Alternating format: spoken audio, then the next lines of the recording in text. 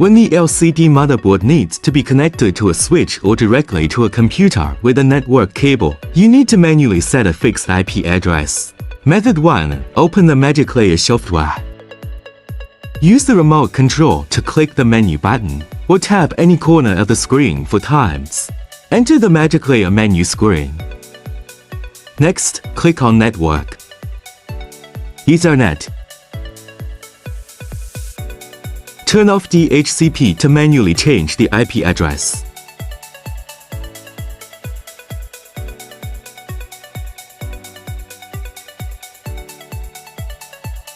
Finally, click Preservation.